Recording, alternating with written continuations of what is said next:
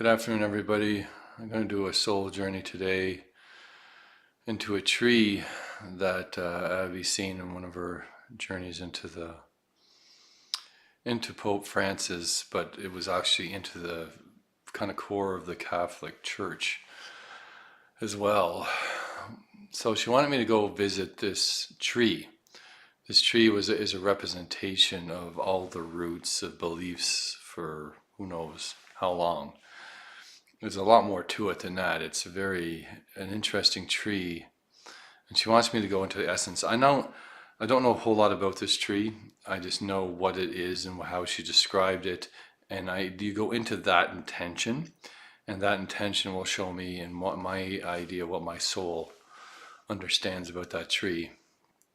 She specifically asked me to do this because she wanted to see my perspective. And that's the thing. When I do my own journeys, and like Abby's actually calling soul journeys, and I'm going to say to start adopting that as well. I call it sometimes a soul retrieval, soul journey. It's going into the soul, into the heart of an individual, into a place, into anything really.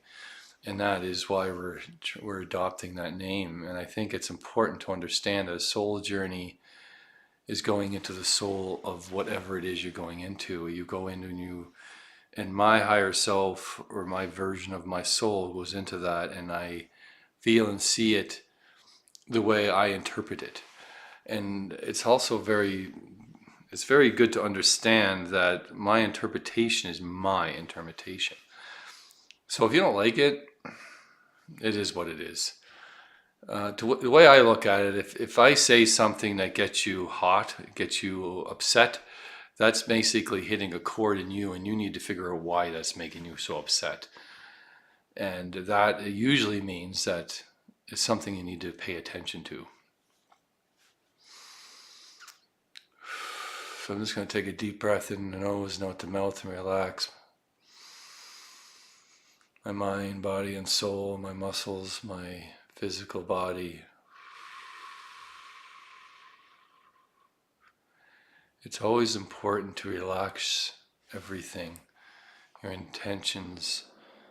My intention is to go into that space and find the truth of that space in my understanding of it. But my soul already knows what it is and where I'm going because of that intention. And the intention of my soul, sometimes you try to overthink the intention, so you can't think, you just allow it to be.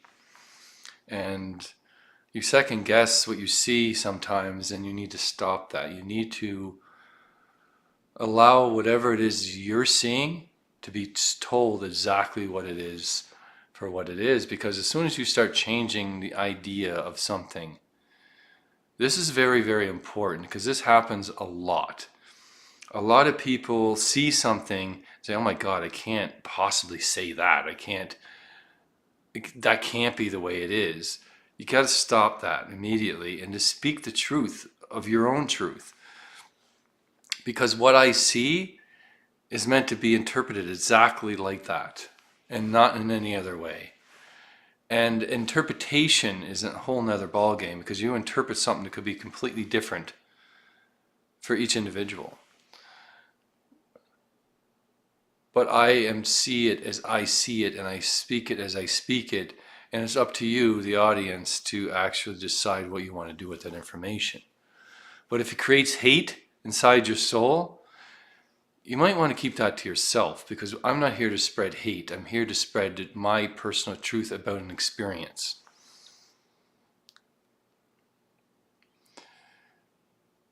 And we are both light and dark. And if you can't look at the dark side of yourself, then you forget, you're missing a big part of who you are.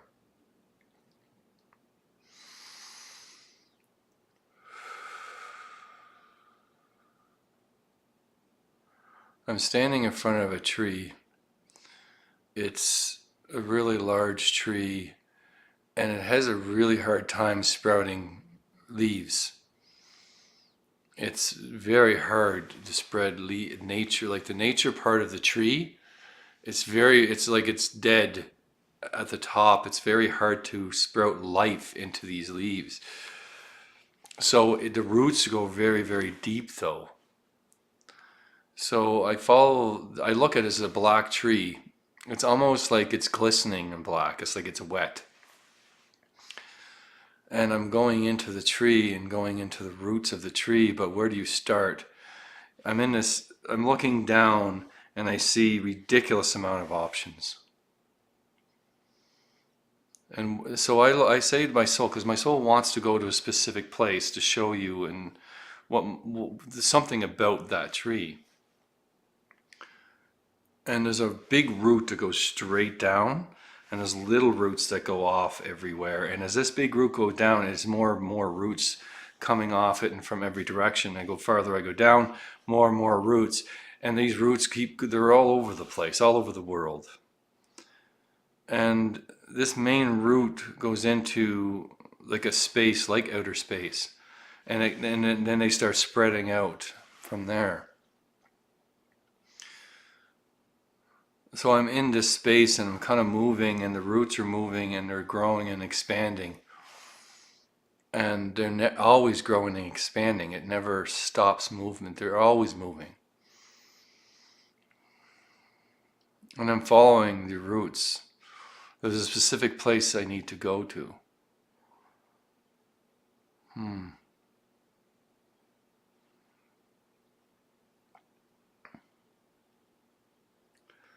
There's like a black hole here, and the roots are going, there's a part of these roots going into the black hole. And I follow the roots into the black hole.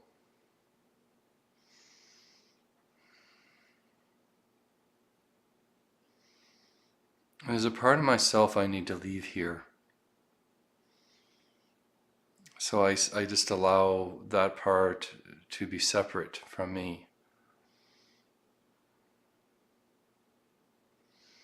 And I get pulled into the hole, and like I literally just, I leave that part of myself here, and then my whole body starts to stretch, and I get pulled into this place.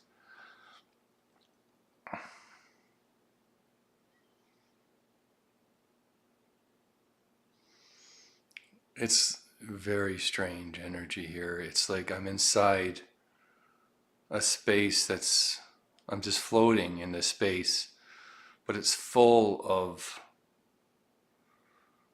best way to describe it would be anything sharp.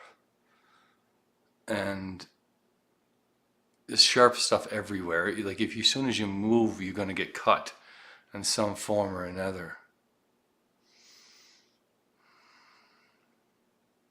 And something is here, big. I seen its eye from a distance as it opened as I entered the space. This is a broken place. It's like everything that was here has been shattered, destroyed, ripped apart, and all there is pieces of it floating everywhere. And I expand my consciousness outward, and this is like a whole universe in itself that's been shattered, destroyed, ripped apart. And every piece of every planet and everything, every living thing has been torn apart and shattered, and those pieces float and they cut you and start ripping you apart. But I phase into a state that I'm just floating through, and none of this stuff is cutting me anymore. There's something really big here. And I'm just floating in this space. And I start moving towards this energy. And I start to see it. It's a huge ball of dark energy that's swirling. And it's one huge eye that opens up. And it has like thousands and thousands and thousands and thousands of tentacles that pour out of it, that come right at me, and they just go through me. And I just move around, get closer to this thing. And there's more than one.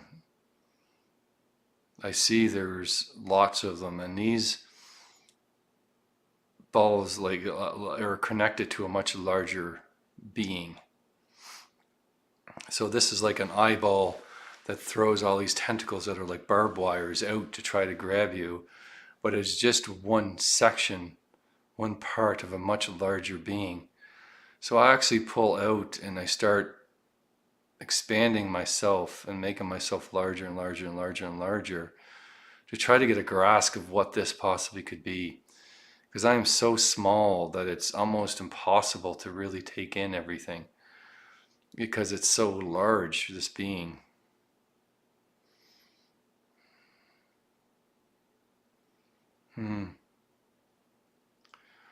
I see that as I grow, these large balls with the tentacles become smaller and smaller and smaller, and they're almost like like the hair of this being.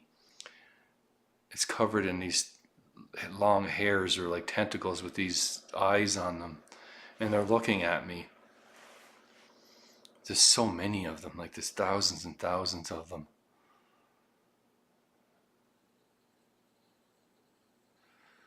And they fold in and there's like a weird,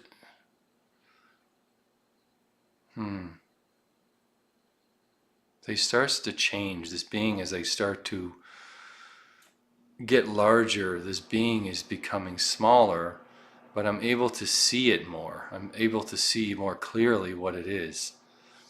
And it's like I was microscopic in size, and now I'm actually becoming super large. So I'm able to see it for what it really is.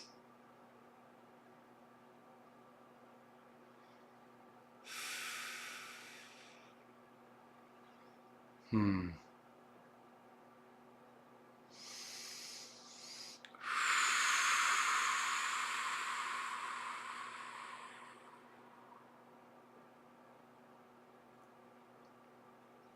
Hmm.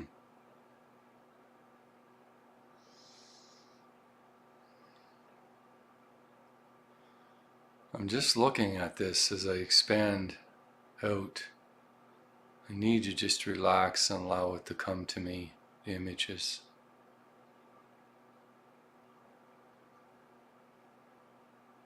It is confusing though, because it is so, this seems to be, it seems to be surrounding me, the same thing.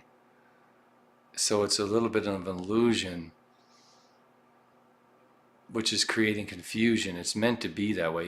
It's almost like it doesn't want you to see what it really is.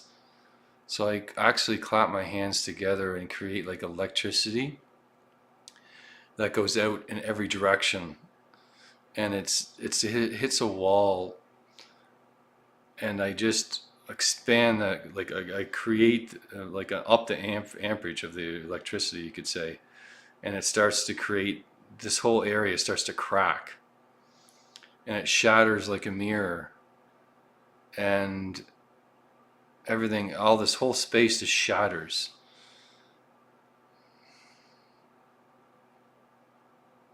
Hmm.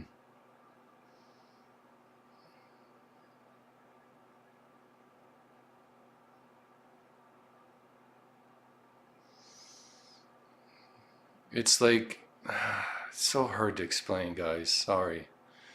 It's like as it shatters, it reveals the nakedness of the world, of this place. It's like shame, the naked truth in a way. And there's so much going on, like there's so much going on, like is it's like when I exposed this place for what it was, everything kind of started to run to a certain point, but some of it doesn't run. Some of it has nowhere to go. Like I'm seeing all kinds of horrible things. Like there's incest, there's like raping of children, there's people being put to death, like horrible deaths, horrible torture, horrible, horrible, horrible things. And it's like the naked truth. Don't speak the truth. You must keep the truth hidden away in this place. And this dark beast that was here, this huge, massive beast, is a reflection of everything that has ever been done wrong, like was wrong with the Catholic Church. Everything it's ever done is now exposed in the naked truth, and it's disgusting. This is what this tree is representing to me, is deep down of all the naked truths of everything that's ever done. And how dare you speak the truth? But this is a flashback to my part where the old men are holding the chains, preventing people from speaking the truth. But they're getting tired and weak. And this illusion is going to be cracked open. And then what do you do with the truth? There's a really loud cry, a scream that comes from this place, as like this beast that was here before crashes into it and starts devouring everything in here. And it devours everything, so there's nothing left. It's greedily trying to hide the truth. How dare you reveal the truth? How dare you reveal the truth? And this is becoming a voice, a man that stands in front of me. I ask, and I stand up to him and says, how dare you hide the truth? And I open myself up, and I pull that part of myself that I left behind, and it hits me like a lightning bolt. And I shine the brightest light on this being that I could possibly shine on him. And instantly, just this whole place is just bursts into flames. And this man is in the flames, and he's burning, and he doesn't care. He walks up to me and says,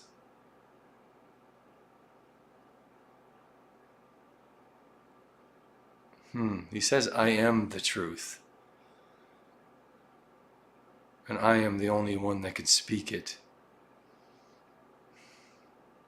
And I'm shining super bright, and he is put back by the light, but he is still able to withstand it. But only because he's putting everything into it, and he's becoming weaker, and I shine my light even brighter and brighter and brighter. I ask the angels and God to shine their light within me, and instantly I open my chest, and birds of doves fly out.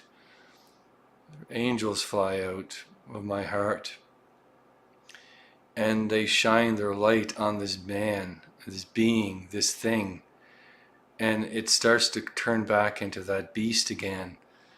And it's like he's trying so hard to withstand this light, and he's cracking, he's breaking. And I stop the light for a second, and I look at the man as he's on his knees now, and he stands up. It's like he's so proud or stubborn. It's like what he believes by destroying and hiding the truth is the right thing to do. And this is what this tree is all the things that have happened, and they're horrible things. And he is here to make sure that this is never spoken about, never told, never revealed. But I tell him is that the only way that you can survive is to speak the truth. We know, everybody knows what happened. Not every detail, but we know what the church has done. You cannot hide the truth any longer. We might not know all the details, but we know. And my not knowing creates people to make things up, to people to create things that aren't necessarily even real or even the truth. But they're negative. They're about the destruction of the church. I'm not here to destroy the church. I am here for you to see that you can no longer hide the truth, because the truth will not, hiding the truth will not set you free. It will destroy everything that you're holding, everything that you're trying to protect. This man stands up and he looks right at me and he actually says, "What do you have me do? This is all I've ever known. The church is to me everything. It means more to me than anything." And I say, a church is only as strong as the people that run it. And if it's based on lies, then you need to set the lies free. In order for people to start to realize and to grow and to change, is to change what no longer works. Because if you continue down this path, there will not be any more church anymore. There will be just empty buildings falling into ruin. And you will be stuck in this place, protecting something that no longer exists.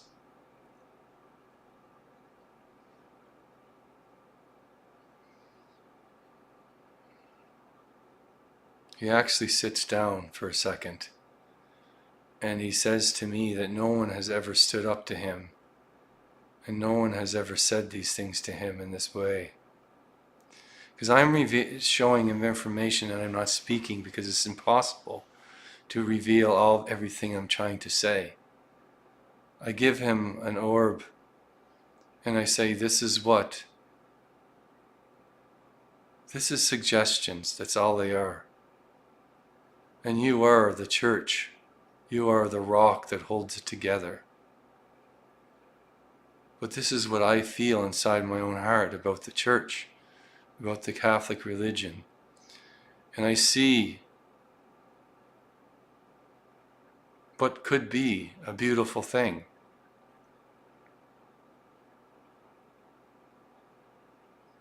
If you changed the meaning of what it really is that you stand for. You would not need to stay in this dark place and hide the truth. Because in this point, the truth will set you free or destroy you. But it is not up to you to decide that. It is up to every single person that has been lied to, manipulated for thousands and thousands and thousands of years.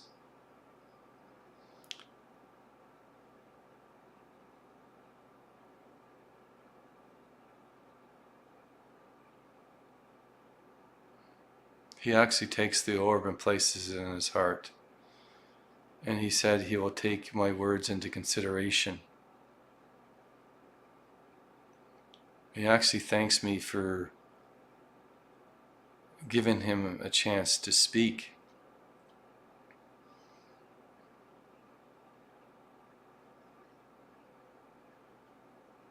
And I showed him mercy. Even though I wasn't destroying him, I still showed him mercy. And he respects that.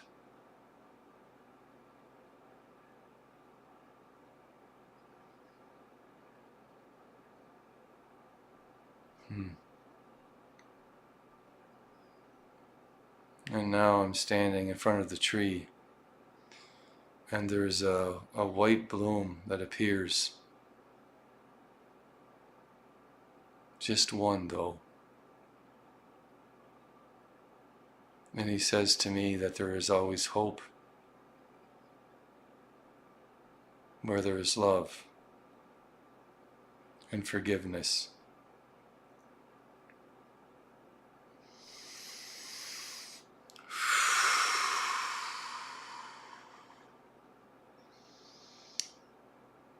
Okay, everybody, it was intense. That's the message that the tree to me represents. And